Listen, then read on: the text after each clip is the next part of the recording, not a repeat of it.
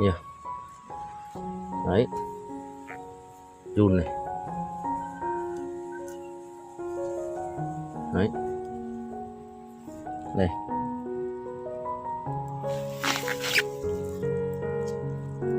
Còn một số con đang còn chưa chết hẳn này. Nó vẫn đang còn ngoe ngoe này.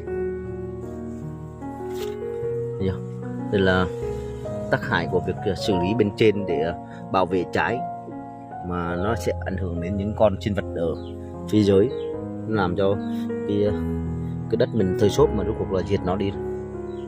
Đây, những rễ cây này.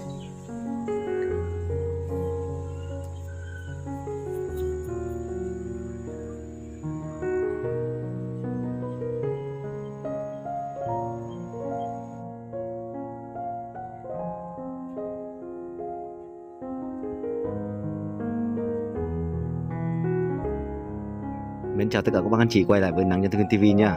Lại là nông dân Tây Nguyên đây các anh chị ơi. Thì hôm nay lại tiếp tục cập nhật tình hình cái dàn viên điện tử sầu riêng đồng con cho các anh chị cùng quan sát nhá. Đấy, trước mắt các anh chị thì nhìn những trái sầu riêng đấy, trong mưa nhá. Đây là hơi đào đáo mưa thì em ra vườn thăm vườn và chia sẻ với các anh chị cùng quan sát luôn.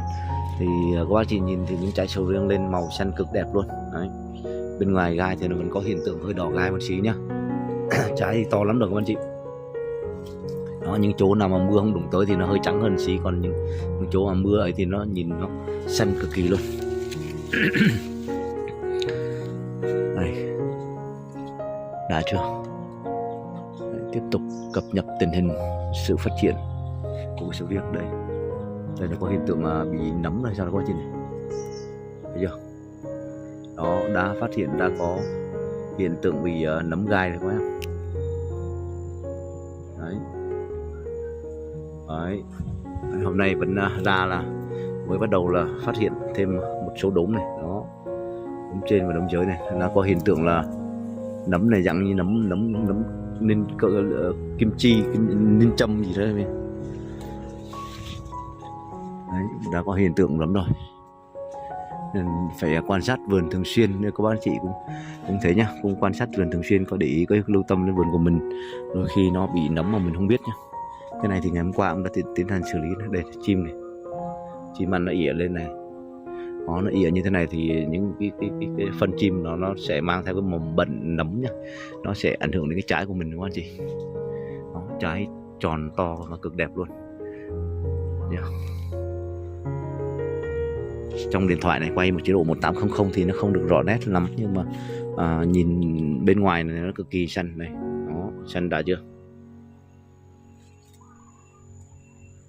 Bây giờ thì nó còn sót lại những trái nào chỉ có trừ khi nấm cuống nó mới rụng các anh chị, còn mà nấm vỏ thì nó không rụng nữa. Bây giờ là qua cái giai đoạn là bị đào thải, rụng, sinh lý đợt 3 rồi.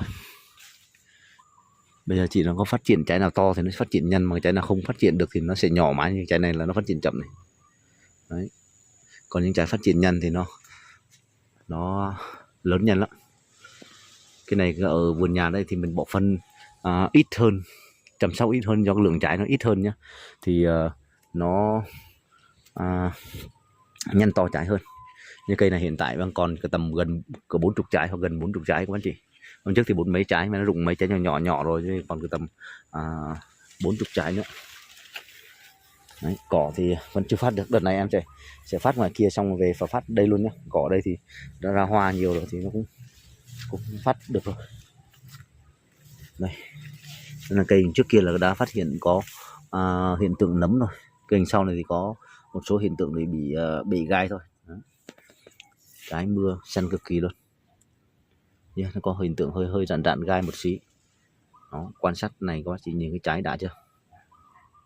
Xanh lè luôn.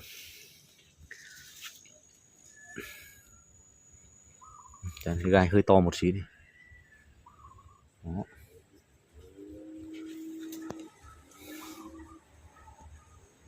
Mưa này mình mới thấy gai đỏ nhá.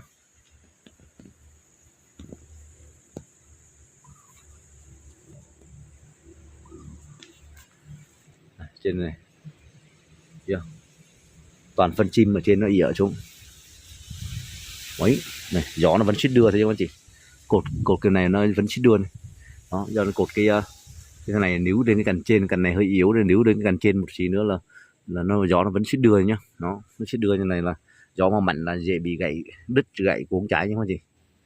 Nên này, khả năng phải tăng cường một cái sợi dây vào trong gốc bên này, níu lại cho nó khỏi gió, nó đung đưa. Nó nằm như thế này thì nó đỡ gió này, nó đỡ đung đưa hơn. Đấy, trái này vừa rồi cũng đã tiến hành mở bớt cái dây này ra để cho nó hở cái này ra, và bây giờ nó lại gần sát nhau nữa rồi. Yeah. Trái mưa xuống nó nhăn to cực kỳ luôn.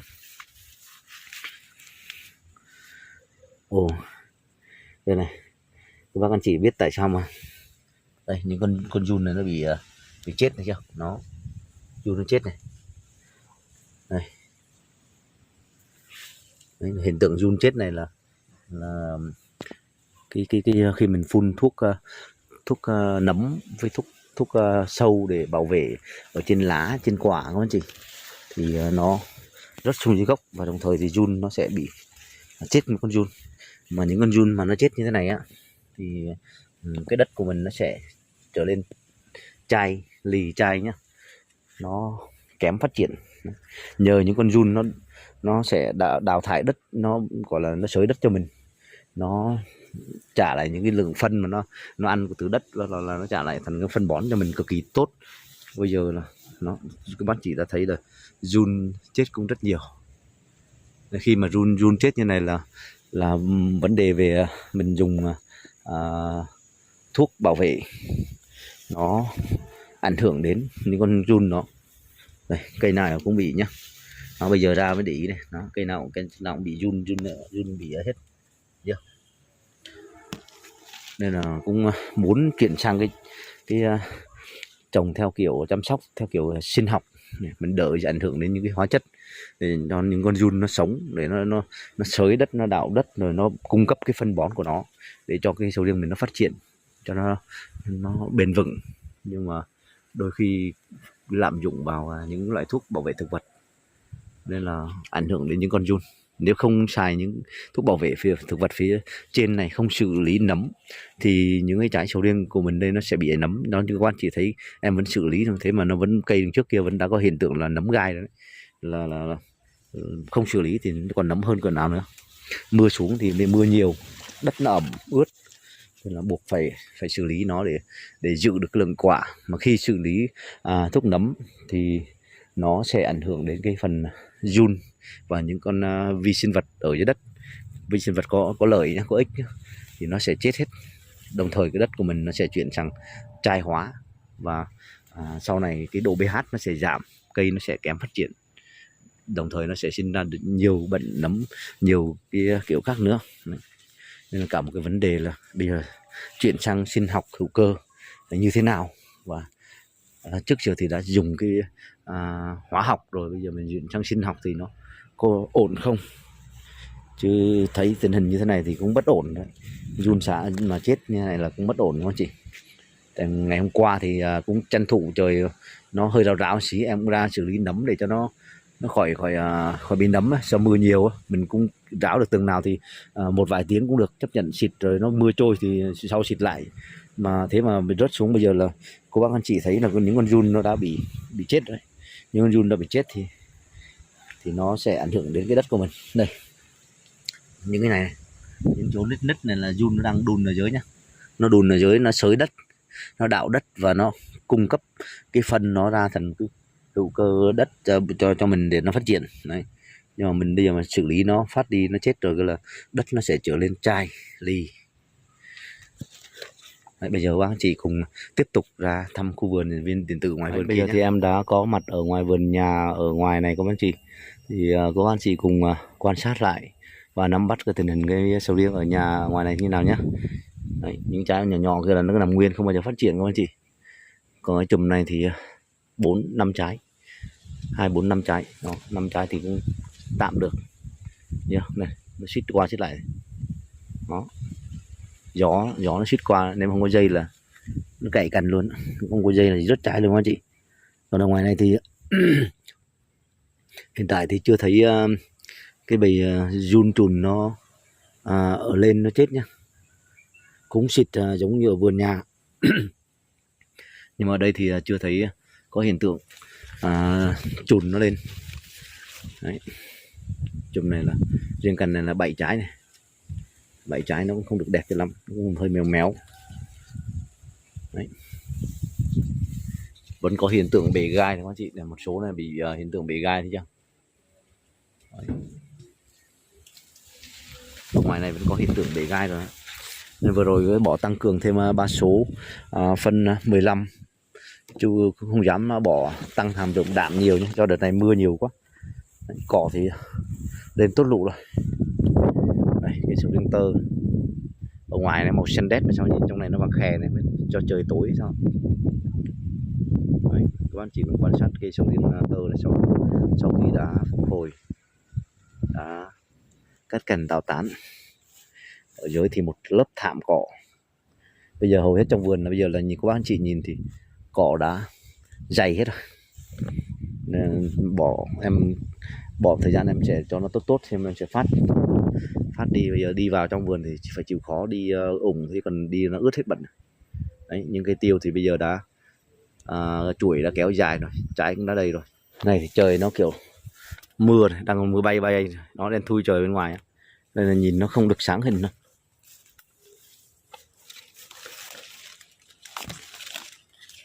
Đấy. Nhìn sầu riêng nó đỏ đỏ. Cái cây đọt vừa rồi là nó rụng hết rồi này. Đó, các bác chỉ nhìn thấy không, như cái chổi trà trên đó. Đấy, y như mình đốt luôn. Là cái cây đọt trời xanh là nó tiện thay mình rồi. Đấy. Một số là nó ăn cái lá hơi ấy phát, nó bây giờ nó mưa xuống là nó úng luôn. Yeah. Úng tạ cái lá này luôn. Không biết vừa rồi em xử lý nó, không biết nó đã chết hết chưa, nhưng mà khả năng nó giảm thôi, chứ nó chết thì nó không thể chết hoàn toàn được đâu. Đấy, cây sầu riêng dê ăn mà đã cột tán cho nó này. Đó, bây giờ nhìn nó ra cứng cáp hơn. Sau thời gian nữa nó sẽ phát triển lên thì nó sẽ đẹp thôi. Đấy. Tiêu về chuỗi nó cực kỳ dài rồi, đẹp này, như cây quất thì thấy không. Đấy, chuỗi nó dài thế là mình giữ được cái ấy là nó sẽ năng suất nhá. Này. Bông nó dài khúc này.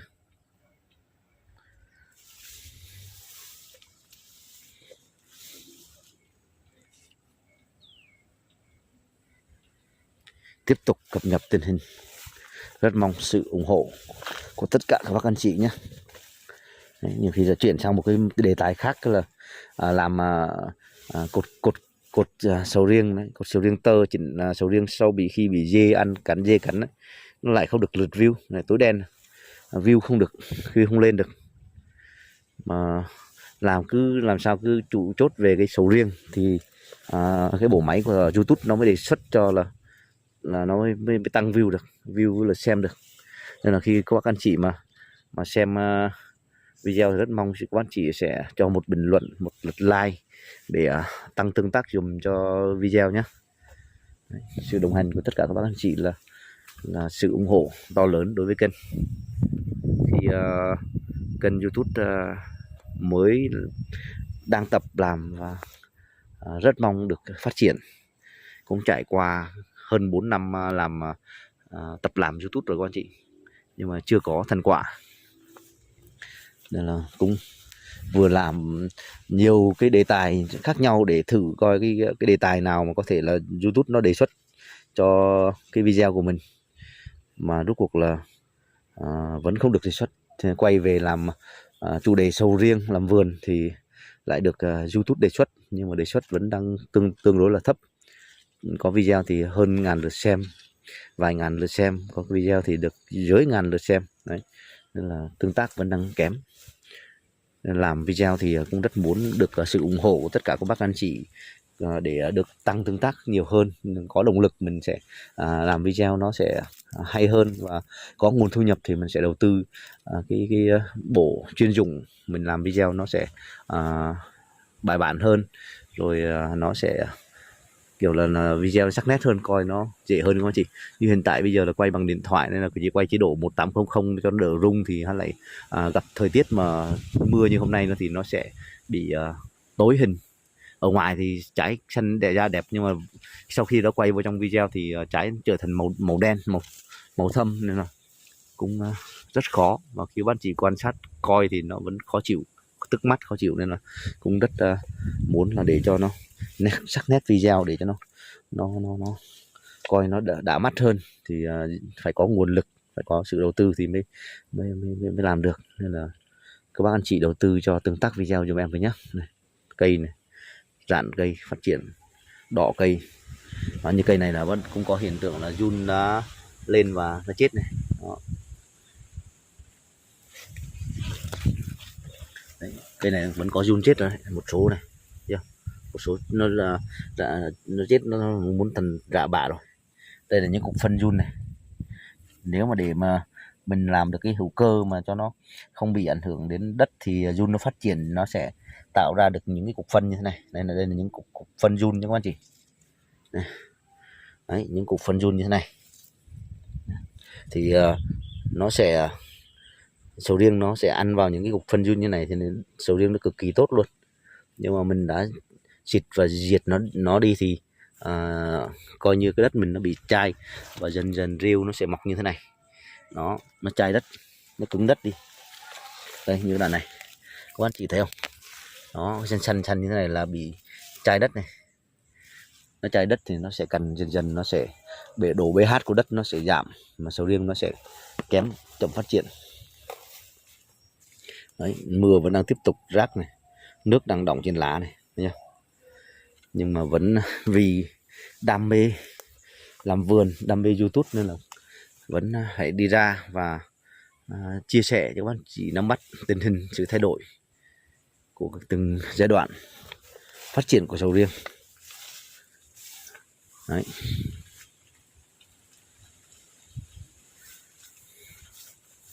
Này, nó hút cho cành khô luôn. Đấy, cành này thì bảo là hút cho nó chết cành, nhưng khả năng là nó sẽ không chết cành này đâu, lá đang còn như này, nhìn đỏ tấn công này. Nhưng mà sang năm có khi là nó sẽ không có trái ở cành này nữa, nó sẽ chuyển sang những cành khác, thì mình sẽ ăn những cành khác. Đấy, để dưỡng lại tiếp tục sang năm nữa. Ở đây là vẫn có hiện tượng bể gai rất nhiều nha các bạn chị.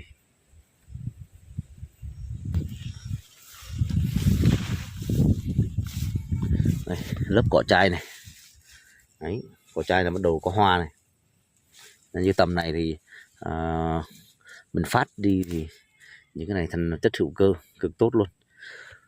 Mà cái cỏ chai này nó lây, nó phát tán ở trong khu vườn mình rất nhanh nhá. Nó mà những cái mắt này nó rớt ra là giống như trồng khoai lang, là nó sẽ rải ra khắp vườn mình luôn. Nó ăn tầm thấp, sấp này. Những cái cỏ khác này nó cao, nhưng cái cỏ chai này nó sấp thôi. Sau này có tốt hơn nữa thì nó cũng cao từ tầm 30 phân. Đấy. Hữu cơ cho đất. Đây này, đây những hiện tượng bể gai thì các bạn chị thấy không? Đó, đây là mới bỏ phân, đang bỏ phân 3 số mà nó đã có hiện tượng là bể gai như thế này, mà bỏ phân tăng lên 16, 17, 3 số 17, 3 số 20 nữa thì cái vườn này chắc khả năng là nó sẽ bể rất nhiều. Tại vì cái số trái ra trước và những số trái ra sau thì nó không đồng đều. Cái trái to thì nó to quá, mà trái nhỏ quá. Bây giờ mình muốn thúc phân cho những cái thằng nhỏ nó phát triển nhanh to hơn đó, thì những thằng to nó lại bể gai. Đấy. Mà không thúc thì nó sẽ không phát triển. Đây là vừa rồi xịt này, hình như nó vẫn có hiện tượng là cái nấm hồng này nó rong rêu này, nó sẽ nó đã bị diệt rồi. Sao nó kiểu nó bạc hơn các bạn chị. Trái nhìn cực kỳ xấu luôn, eo méo này. Đó, trái nó suýt đưa nha, gió thế mà nó suýt đưa rồi, nó ảnh hưởng đến cái trái của mình nha. Đó, cây này bây giờ thành ra là trái nó vẫn không được đẹp thế nào. Tưởng là phát triển theo thời gian thì trái nó sẽ đẹp, nhưng rốt cuộc là nó vẫn bị méo mó nhiều. Đấy, cái chồi cà nha, phát triển cho các bác chị, nó dồn lại hai cái chồi, bắt đầu là bổ rễ dưới thì tán nó rộng. Hồi xưa tán rộng thì nó phát triển ra cực nhanh luôn. Này, rồi trái này bị rồi này, thấy không các bác chị, thấy không, đã có bị hiện tượng này, nấm rồi này. Đó,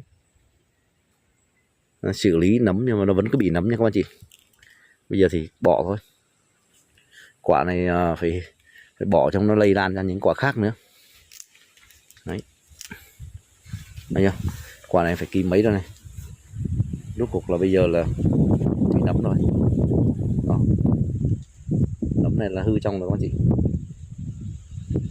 nên là đến lúc mà bán thì giữ được cái trái còn lại nó cũng hơi bị khó.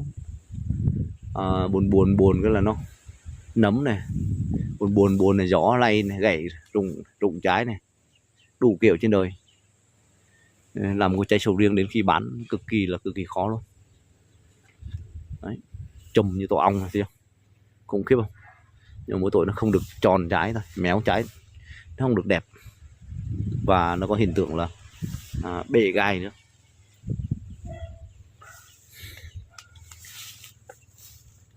Rất khó.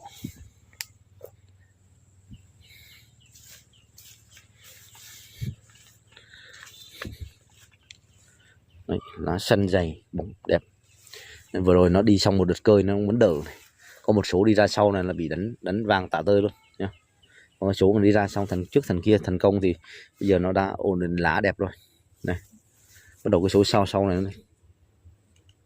Đấy, vừa rồi cũng đã xịt cho nó phát mà bây giờ không biết, hiện tại bây giờ thì chưa thấy mấy. Đấy, mấy trước ra là nó bò lùm ngộm nhưng hôm nay thì nhưng mà xịt nó cũng giảm bớt rồi.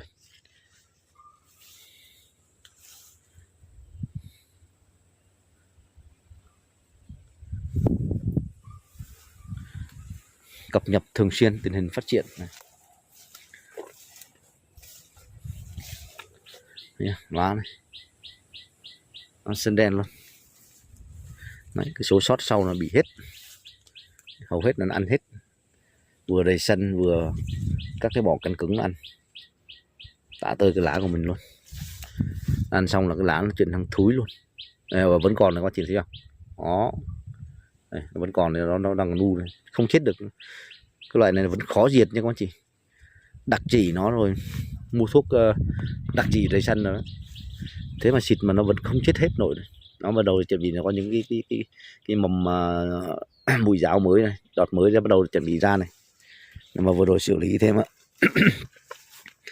mà nó vẫn chưa hết nổi. Đấy, người ta bảo là mưa nó xuống nhiều thì nó sẽ bị mấy con này nó lạnh và nó sẽ bị chết, nhưng mà rốt cuộc là thấy vẫn, và em đang còn tăng cường thêm thuốc cho nó để đặc trị rầy săn rồi mà rốt cuộc là nó vẫn đang còn bò lủng ngộm.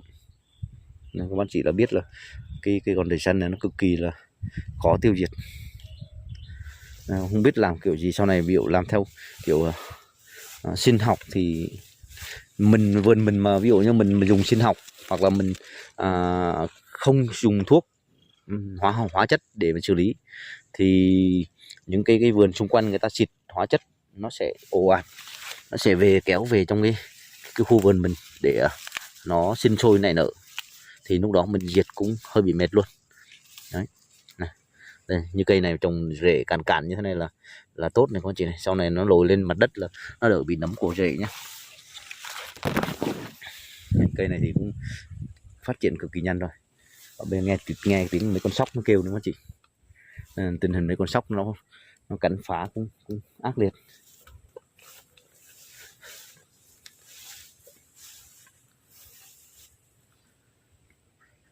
Tiêu thì cực kỳ nhiều trái rồi.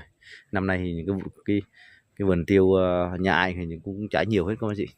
Thì nó thuận lợi khí hậu sao, trái nó ra cực nhiều luôn. Đấy.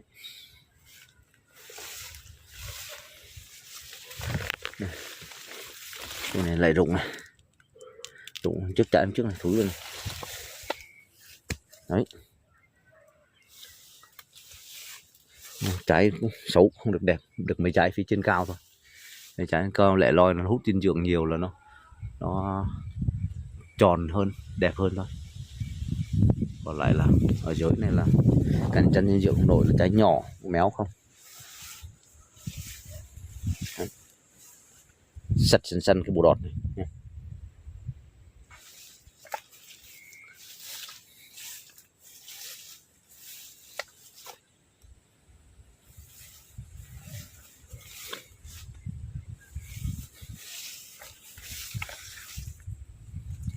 Đấy, cây này phát triển rạn rạn rạn này, nhân to cực kỳ luôn. Đấy, cần này.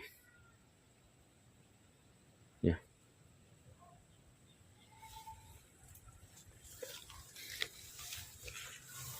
Cột níu. Đấy, cây này vẫn khoái nhất. Nhìn cắt cành đi, cái dàn cành nó mọc, điều hướng đi nhìn cực kỳ đẹp.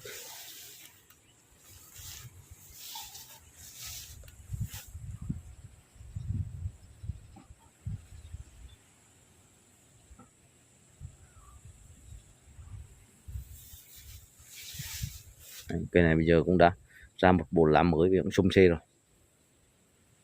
Dự tiếp đợt sau mà nó ra đẻ nhánh ra các cành tăm, cành điều hướng nữa, mình sẽ dự nữa là nó sẽ ok luôn.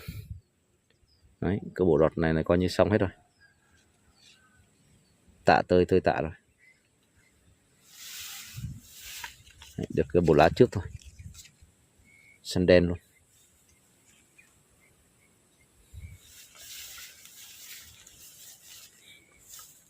Đấy, tiêu này quá trời trái luôn.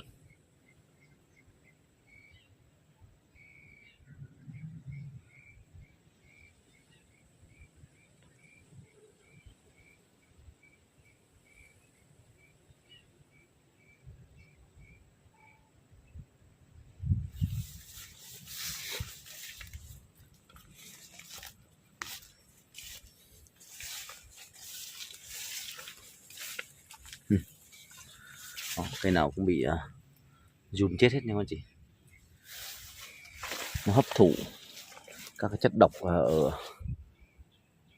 ở trên cây, nó xạ xuống, giun chịu không nổi, chết hết. Tác hại của việc sử dụng hóa chất để chăm sóc cây sầu riêng đã bị cho tổn thương đến hệ sinh thái ở dưới gốc, giun các thứ rồi là hết. Cái chòm này nó nhiều trái nhưng mà trái nhỏ nhỏ không á chị, trái nhỏ nhỏ eo nhìn xấu trái lắm này. Những cái này có được 2 hộc à, hộc bên này hộc bên kia 2 hộc à, cực kỳ xấu luôn. Nhiều trái quá một chỗ là dinh dưỡng nó cung cấp dần cạnh tranh dinh dưỡng nhau. Bây giờ mình không dám bổ phân nên nó thiếu dinh dưỡng, bây giờ nó phải chấp nhận thôi. Đấy, tiêu bây giờ đến phá bỏ cây này đi, mà cây này nó đang nằm thoáng quá, mà cái cây bột trước của nó thì nó kiểu là lá lên trên cao mà nó bị xấu mà chị, nó chết dần đó. Chặt bỏ, bây giờ nó lại lên cái chồi mới thì cứ để đại cái chồi mới lên để kiếm coi trái nào lên được thì chăm, mà mình kiếm cái trái mà không có thì sau này chặt cây này có anh chị. Đấy, có tí nắng lên rồi hình nó sáng hơn, đẹp hơn rồi.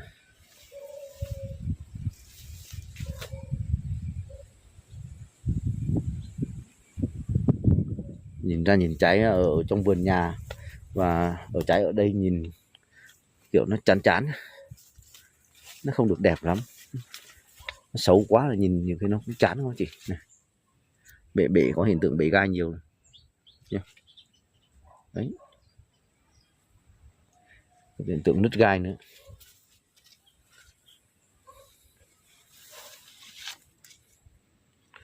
Có từng nào ăn từng đó thôi, biết sao được.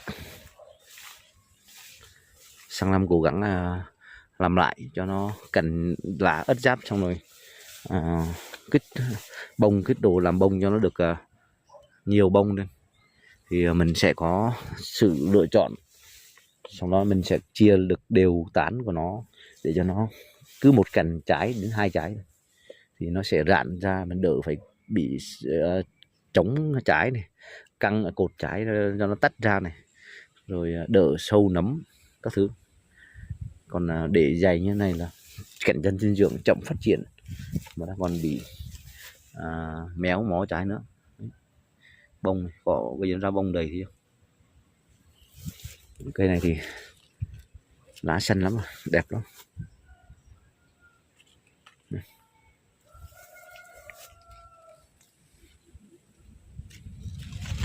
Đấy, gốc này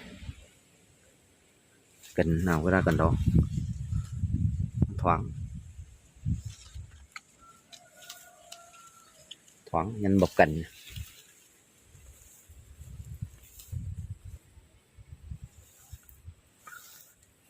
Đấy, những cái chồi cà để riêng biệt như này nó nhanh phát triển. Vừa rồi gãy một bên còn một chồi này bây giờ nó mới đấy và nó đã lên tốt rồi, nhanh không? Đấy, để tận dụng cái khoảng trống đất để mình che phủ đất và đồng thời kiếm thêm thu nhập từ cà. Do là cà nó đợt này cũng có giá nên là mình cũng tận dụng hết tối đa của đất để mình nâng cao cái giá trị trong một khu vườn.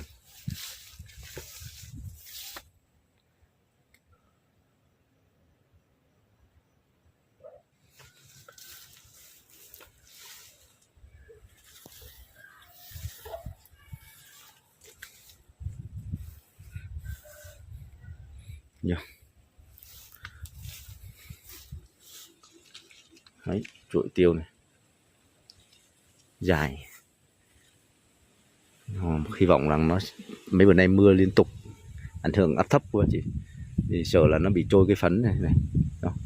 Xịt được rồi mà nó vẫn bị cái con chích hút nó chắn bông nó teo chứ, mà nó teo này nó sẽ không phát triển đâu. Trái nó sẽ kém. Mình cũng cố gắng chăm sóc lắm rồi nhưng mà rốt cuộc là nó vẫn bị tấn công. Đấy, sầu riêng tơ.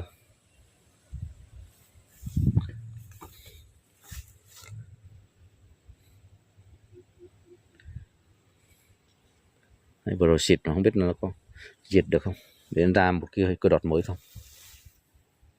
Muỗi quá. Cây nằm trên cái bụi tiêu này, bây giờ thì nó cũng đã phát triển cứng cáp nữa rồi.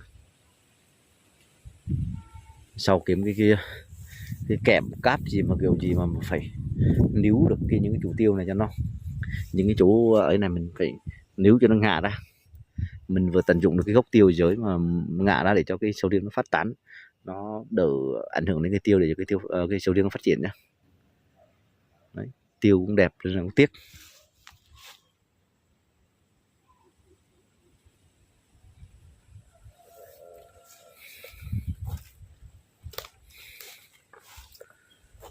Trái quá trời trái luôn.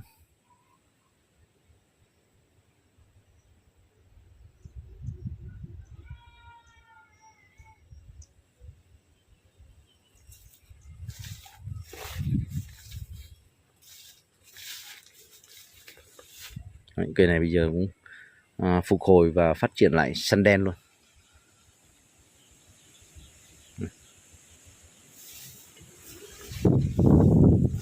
Gió mưa cho cái tuần chục ngày nay rồi, liên tục rồi.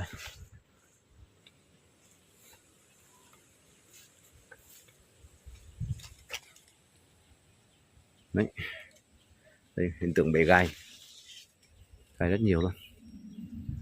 Đó, bể gai.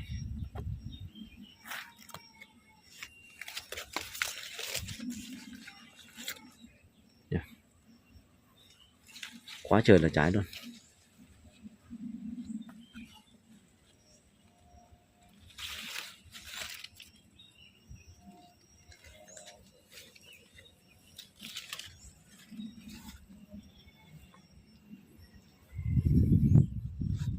Quá chị nhìn thấy mấy cái cà phê gì trồi không, sạch đen luôn, chẳng có phân gì cả. Ăn ké của mấy thằng sầu riêng thôi, bỏ cho tiêu sầu riêng là nó ăn ké ra. Đấy, cây này cũng thấy phục hồi đã đẹp lắm rồi. Năm nay để thử mà rốt cuộc không được trái nào, sang năm thì chắc phải là quyết định cho nó phải có trái để mà mấy này được. Cái cây này đúng ra tuổi nó cũng lớn rồi nhưng mà do nó bị suy cây, kém phát triển nó không ấy được. Hồi trước kia không biết đường chăm sóc nó nên là nó mất quá trình hư cây hết. Bây giờ cách cành tạo tán tạo dáng lại cho nó, bây giờ chăm sóc bây giờ cái dàn tán nó thì cũng tương đối ổn rồi. Đấy, hết năm nay sang năm tới là các bác chị nhìn cái cây này sẽ kín tán, phủ tán và cực kỳ đẹp luôn.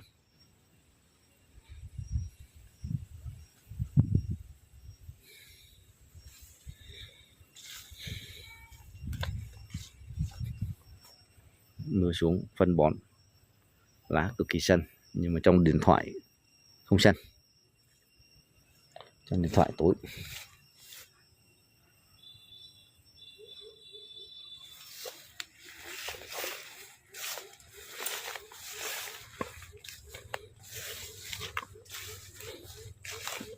Đấy, một vòng quanh khu vườn để các bác anh chị cùng nắm bắt tình hình sự thay đổi phát triển.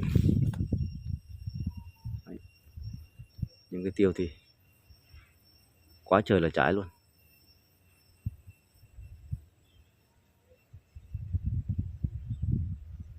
Đấy. Trái mà tiêu mà nó phủ kín hết như thế này thì cực kỳ là đẹp.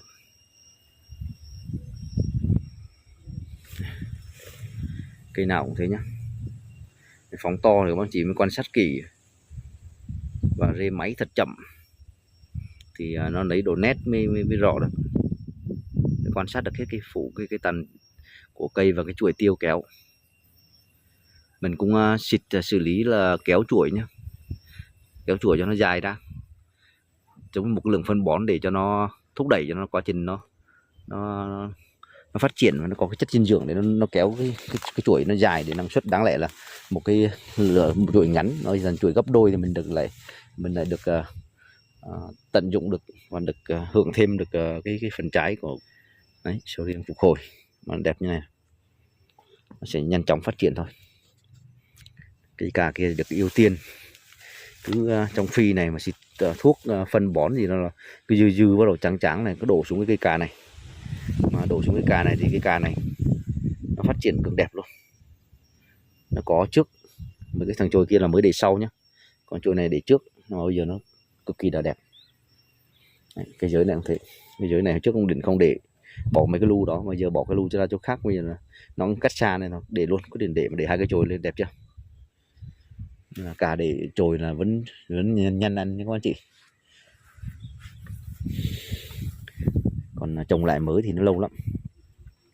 Cũng sẵn ra thăm vườn và chia sẻ cho các anh chị cùng nắm bắt tình hình của các dàn diễn viên điện tử sầu riêng thay đổi phát triển và có ảnh hưởng gì, và có nên xử lý hóa học hay là không nên xử lý hóa học cho khu vườn của mình.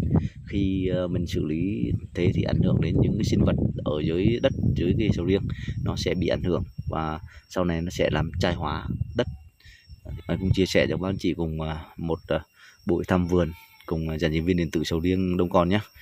Cũng rất mong sự ủng hộ và đóng góp ý kiến của tất cả các anh chị để cho xây dựng cái sầu riêng phát triển hơn. Đấy, và đồng hành cùng kênh phát triển nhé. Xin cảm ơn và xin chào. Hẹn gặp lại các anh chị ở các tập tiếp theo nhé. Nắng gió Tây Nguyên TV cảm ơn mọi người đã ủng hộ và đồng hành. Chúc mọi người ngày mới vui vẻ, hạnh phúc, thành công. Nang jo te na wien TV sin cam on waringuoi da ung ho va dong han chuking gin wa vue ve han fuk than kong.